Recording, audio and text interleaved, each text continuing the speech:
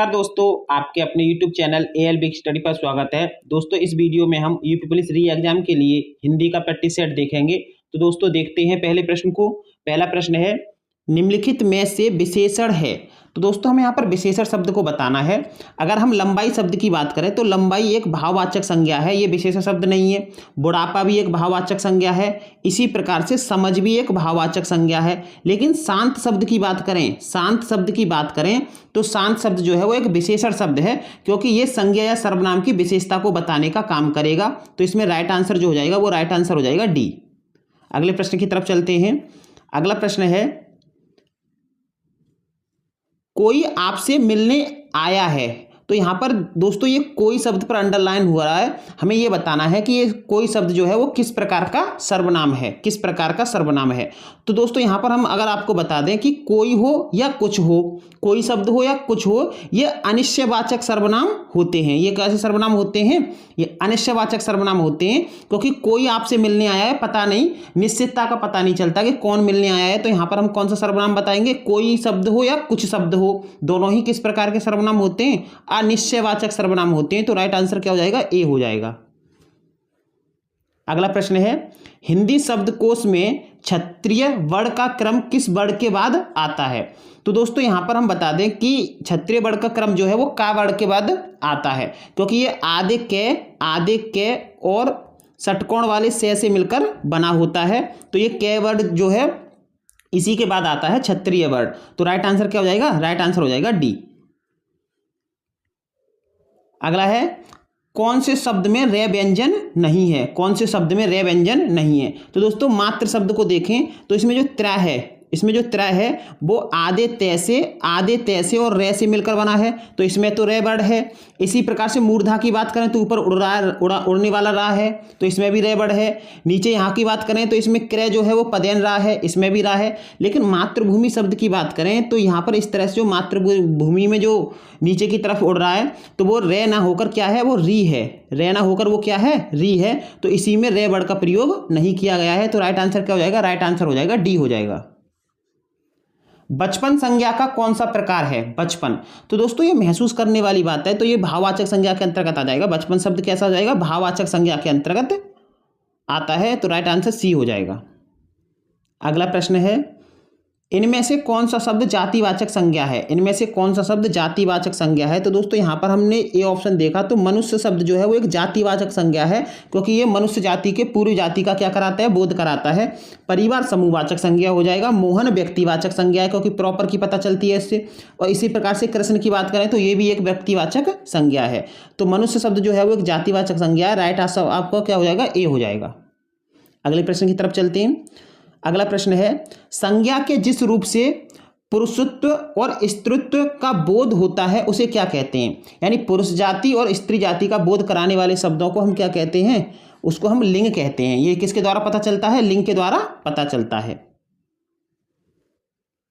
अगला है, दिए गए शब्दों में नित्य एक वचन में प्रयोग होने वाला शब्द कौन सा है? हमेशा एक वचन में प्रयोग होने वाला।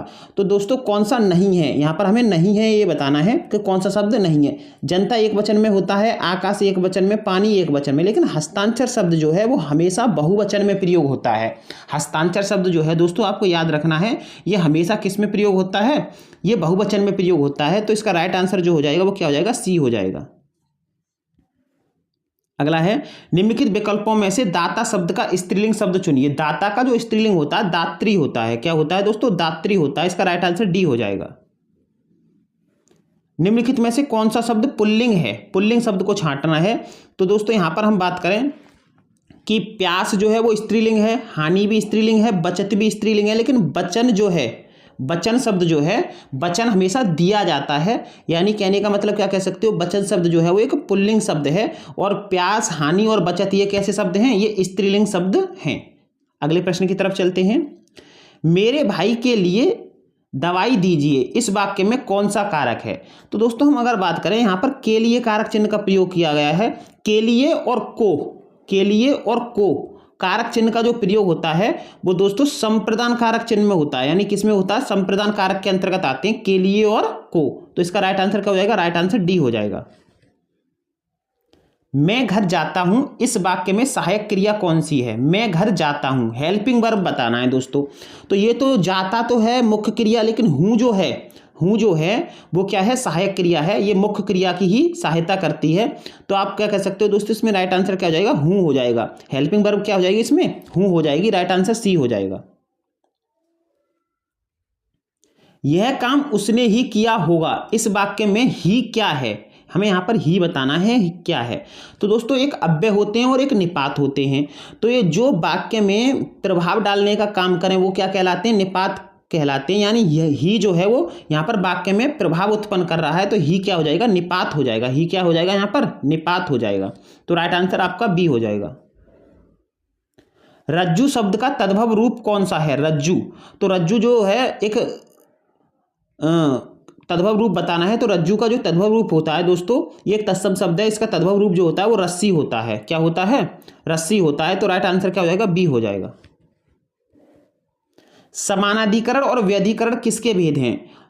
तो समानाधिकरण और दोस्तों व्यधिकरण जो है वो समुच्चय बोधक अव्यय के भेद हैं। समुच्चय बोधक अव्यय के भेद हैं। कौन कौन से? समानाधिकरण और व्यधिकरण। मां सुबह नाश्ता बनाती है, इसमें कौन सा क्रिया विशेषण है? तो दोस्तों मां सुबह नाश्ता बनाती है, ये कालवाचक को दर्शाता है। कौन सा विशेषण है? कालवाचक क्रिया विशेषण है। तो राइट आंसर क्या हो जाएगा? ए हो जाएगा। क्षत्रिय शब्द का तद्भव रूप क्या है?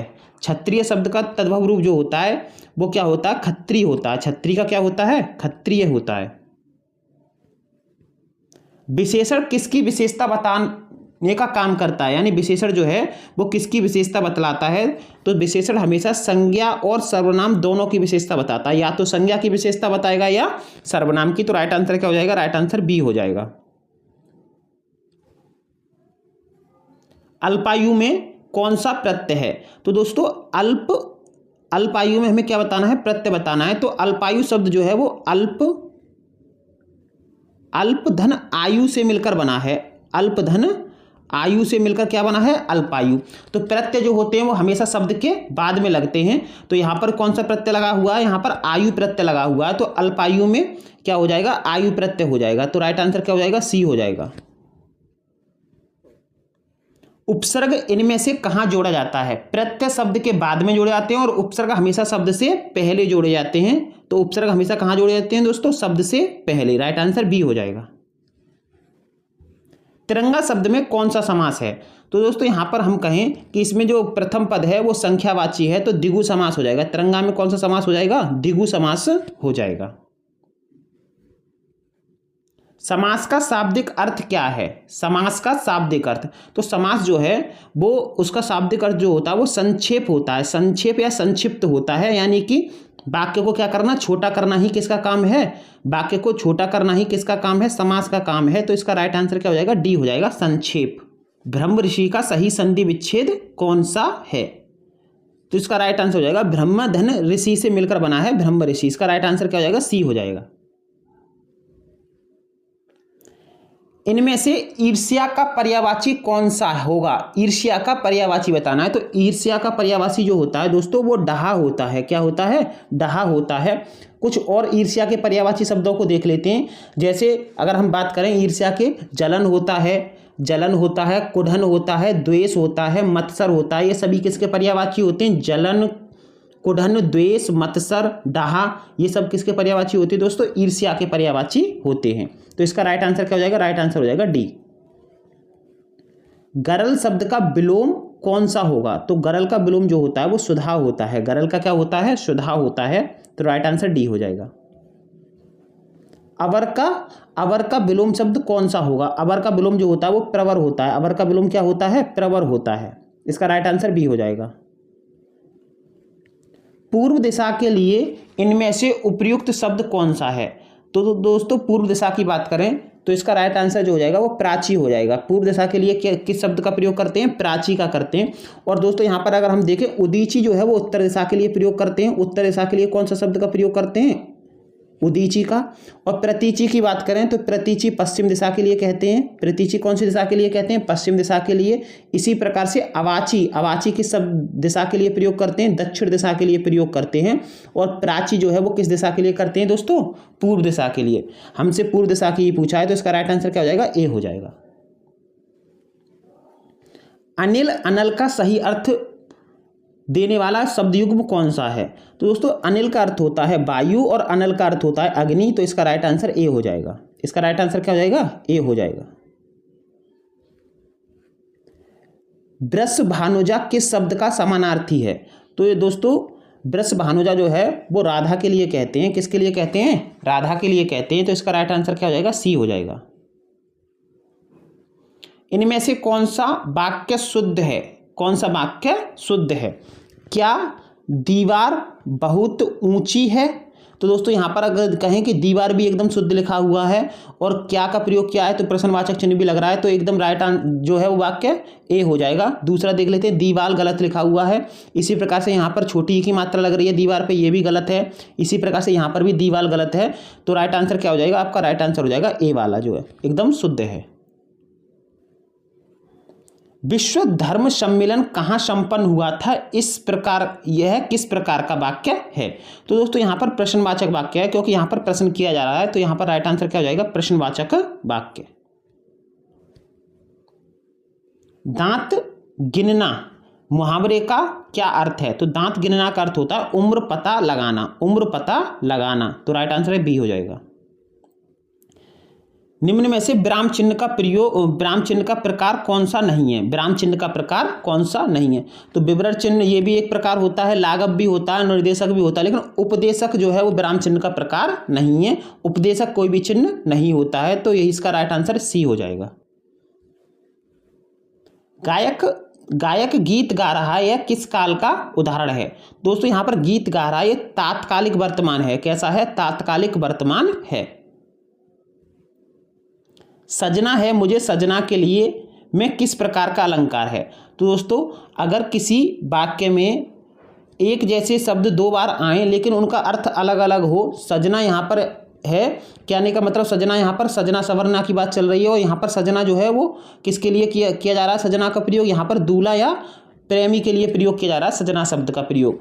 तो यहाँ पर इसका राइट आंसर क्या हो जाएगा? यमक अलंकार हो जाएगा। जब दो एक जैसे शब्दों का प्रयोग किया जाए लेकिन उनका अर्थ अलग अलग हो तो उसमें कौन सा अलंकार होता है? यमक अलंकार होता है। हरिगीत का छंद में कितनी मात्राएं होती हैं? तो दोस्तों हरिगीत का की बात करें तो हरिगीत का में 28 मात्राएं होती हैं। 28 मात्राएं होती हैं। 16 और 12 पर क्या होती है? यति होती है। 16 और 12 पर यति होती है और 28 मात्राएं होती हैं। 28 मात्राएं होती हैं। 16-12 पर क्या होती है? यति होती है। यति का मतलब रुकना होता है, तो राइट आंसर क्या हो जाएगा? सी हो जाएगा। रौद्र रस का स्थायी भाव क्या होता है? रौद्र रस का स्थायी भाव जो होता है दोस्तों ये क्रोध होता है। रौद्र रस का स्थायी भाव क्या होता है? क्रोध होता है। ऋग्वेद में किस भाषा का प्रयोग हुआ है? ऋग्वेद में किस भाषा का प्रयोग हुआ है? तो ऋग्वेद में जो है वो वैदिक संस्कृत का प्रयोग हुआ है, वैदिक संस्कृत। 10 जनवरी को किस दिन के रूप में मनाया जाता है? तो 10 जनवरी जो है दोस्तों आपको बहुत अच्छे से पता है, विश्व हिंदी दिवस, विश्व हिंदी दिवस के रूप में मनाते हैं हम 10 जनवरी को। अयोध्या सिंह उपाध्याय हरिओत जी की प्रसिद्ध रचना कौन सी है? तो दोस्तों इनकी प्रसिद्ध रचना जो है वो प्रिय प्रवास है। इनकी प्रसिद्ध रचना कौन सी है? प्रिय प्रवास। तो दोस्तों अगर आपको वीडियो अच्छी लगी हो तो वीडियो को लाइक करें तथा चैनल को सब्सक्राइब करें। धन्यवाद दोस्तों।